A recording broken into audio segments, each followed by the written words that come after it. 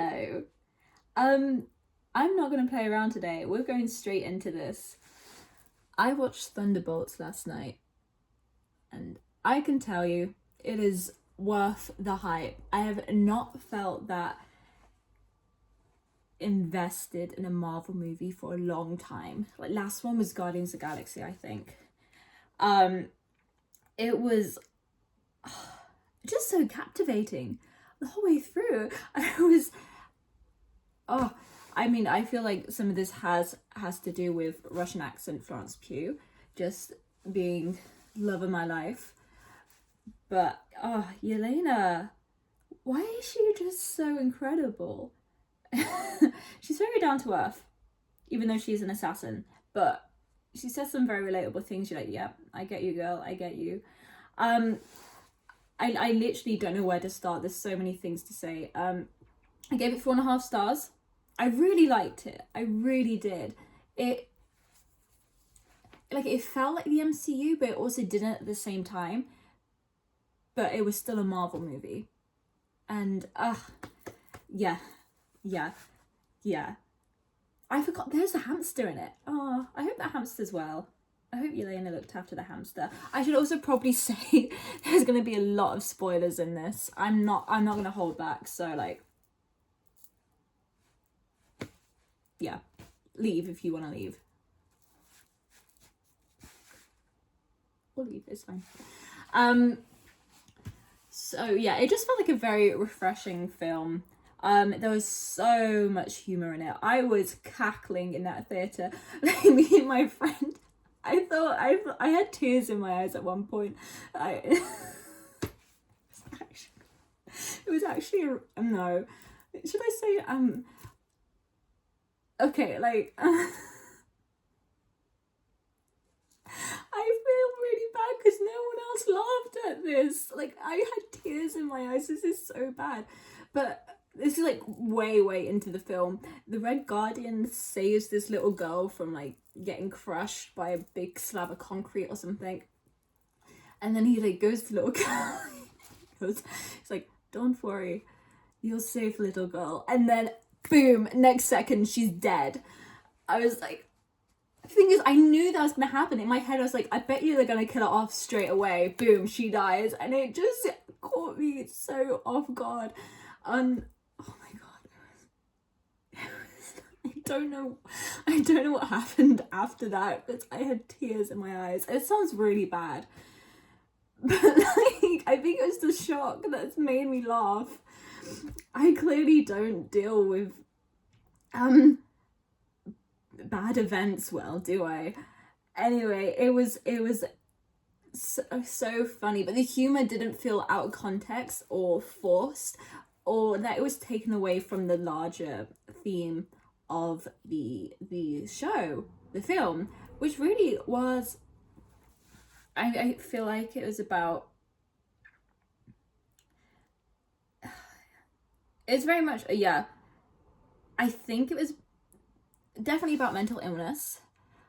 I think it was more about bipolar more than depression specifically, but obviously they very much go hand in hand, because Bob, I'm never gonna look at the name Bob again. I'm just gonna hear Bob and just smile. Bob was adorable. I just want to like give him a hug and say everything's okay and you're doing amazing. Please don't hate yourself, okay? Don't hate yourself, guys. It was very much about how isolating and lonely that can feel, and really that you need a support system. The Thunderbolts was his little support system, and they comforted him and they stood by him and they helped him get through it. Sorry, I just remembered. Why am I laughing at this? It's not funny, but I just remember a letterbox review, and it says, when you smirkle, for God's sake. It said, when your circle's small, but you're all depressed. And yeah, they all had issues, but that's just what makes them human and enjoyable to watch, because flawed characters are more invested. for the audience, because we're all flawed. We don't want to see someone perfect up there who's got everything fine, or, you know, can easily solve their issues because they're the perfect specimen of human nature. That's not realistic. That's not how it goes. When we actually see flawed characters with real life issues and struggles, not only do we want to see them win, but it teaches us how we can fight for our own struggles in life. If they can do it, why can't we do it? And they're not exactly superhuman. Like, all superheroes, okay, they can throw a punch, they can fight. I could do the same, you know. It's kind of like nothing's stopping them. So what's stopping you? Self-doubt. But we don't need self-doubt. We're fine. Anyway, moving on. Cucumber. Again, that had me cackling. I normally say pineapple, but cucumber works as well. I'm going to start saying cucumber, I think. What else? So yeah, we got introduced to Sentry, which is Bob. Bob is Sentry. Spoiler, but I told you, there's spoilers. And then when he came out in that suit, like the superhero suit with the blonde hair, I had the same reaction as Ava. I was like, the blonde hair? We're going with the blonde hair? Oh.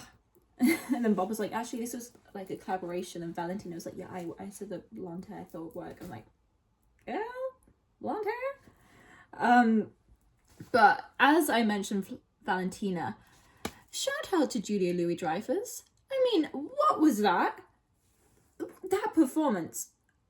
Oh my god. What a manipulative weasel. Like, Valentina, oh my god. Like, I have to give a round of applause to JLD, because just, like, the focus and the intensity and the corruption of Val. She has her end goal, and she's doing whatever she's gonna do to get there.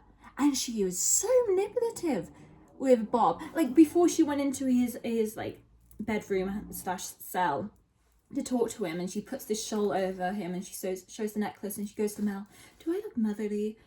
Like,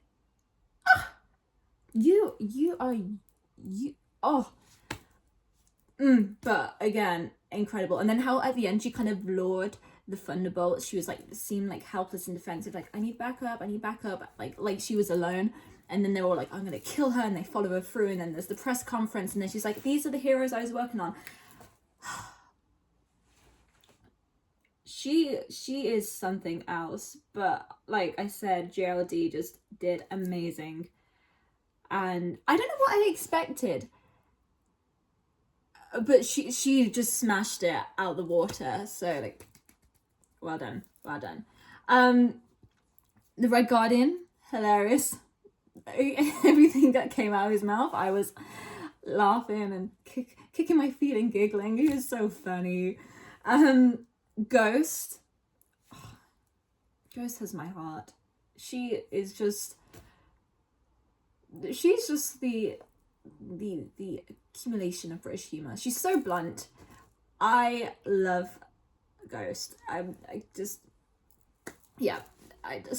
so badass. I love her. I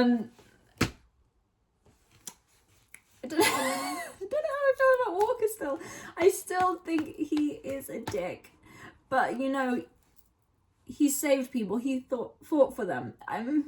That's all, yeah. And then Bucky's Bucky. I mean, Bucky has always been Bucky. He is Bucky. But at least we know the mechanical arm is dishwasher safe. Thank God for that, because it's good I know. Son, what are you doing? Oh my God. So yeah, like, obviously it's action, it's comedy. There is also a deeper meaning. And like I said, they have the comedic moments, but they don't take away from the wider message of the film. It's the first time in a while that a Marvel movies had me thinking like that afterwards. And I'm still thinking about it. I did get home last night from the cinema. I just sat there and I was like, I just replayed the whole movie in my head. I'm gonna see it again. I'm definitely gonna see it again. So much I missed. Also, is Mal's songbird? Someone said she had a songbird necklace on. I feel like I need to go back and watch to see if she did. I feel like Mel was underused, but I feel like they are setting her up for bigger things for movies later on. But I would have liked to see more of her. Yeah, and she had this dilemma. And I see why she went back to Val, because I think she wanted Sentry to be stopped because he was too powerful. But I'm curious to see what happens between Mel and Val in the next movies. Okay, and then the end credits. There's 2 end credits. First one, a little bit of humour. Again, Red Guardian, just being Red Guardian with the cereal box. Yeah, he was great. Yeah, that was great. And then the final one, right at the end. Finally, I feel like we've gone back to Marvel end credits where they actually, like, they have meaning in setting up the next couple of movies. Because, yes, there's a little bit of humour at the start, but then at the end, we see the Fantastic Four's ship coming from their dimension into our dimension, which is Earth 616, I'm pretty sure. He says, like, when it's like, interdimensional spacecraft entering our atmosphere. I'm like, this is gonna be Fantastic Four. And then they zoom in on the ship and it turns around and there's a 4 there. I was like, so I kind of know how Fantastic Four is probably gonna end, because it's got Galactus in it, right? I'm guessing he just destroys their Earth and they escape, or they try and get to another Earth, another dimension to get help to defeat Galactus, maybe. So yeah, but now it's kind of made me a bit more interested about the Fantastic Four film, because I'm kind of on the fence. I don't know how I feel about it yet, but now I'm like, I'm gonna have to see it. Duh. But can I just say, because the end credits happens 14 months later, and obviously, oh my god, then Sam Wilson is setting up his own Avengers and it's copyright, blah, blah, blah. But they are all looking amazing. Like, Yelena's hair's got a little bit longer, Ava's like hers all down, there's Red Guardian in his jumpsuit, Bucky is Bucky. They're all looking at home. So, I'm interested to know what's happened to Val, because at the end, when she's doing her press conference and Yelena walks up to her and she goes, "We own you," and then Val is like, "Oh shit," but I'm like, what's happened? What is this relationship? I don't know, it's just refreshing to have like the actual villain just be a corrupt human. Just look at the world, guys. I wonder what that's saying, but it also makes it's weird. This movie it's very much obviously fictional and a bit sci-fi, and there's comedy in it, but then you take it and parallel it to what's actually happening in reality, and you're like, okay, there are solutions here that we can take over. It's just, can we be bothered to put an effort to take those solutions and apply it to our own lives? Because essentially the corrupt can fall, or they can be tamed, as Yelena proved with... Why am I saying Yelena? Yelena proved with Val. So yeah, I'm interested to see what's happening with those. Oh my god, I'm so sorry. The lighting is going to be so weird on this, but it's fine. Anyway, I'm going to bring it to an end because I've been yapping on for almost 15 minutes and you guys have a day to go about. So go see Thunderbolts, go and enjoy it, go and have a laugh, go and focus on what is being said, and I hope this is an idea of what's to come in the next couple of years and the films coming out of Marvel, because if it is, I can't wait. I am sat opening night every night for the new Marvel projects, if they're like that. So yeah. Okay, so thank you for watching. I hope you enjoyed and it wasn't too much yapping, and I will leave you to it, and I'm gonna sit and stare at a wall and think about Thunderbolts even more.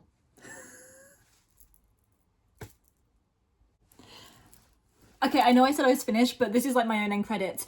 I forgot to say that the new Avengers. I know I briefly mentioned it in the end credits, but like, they're the new Avengers. So I can't believe I was just, oh my god. Yeah, I'm literally, I feel like I'm my 13-year-old self again. I'm just, that like Marvel high, and then the opening credits as well. It was like good old, like how it was back with Avengers, back in like 2012. Yeah, that's all. I'm very happy.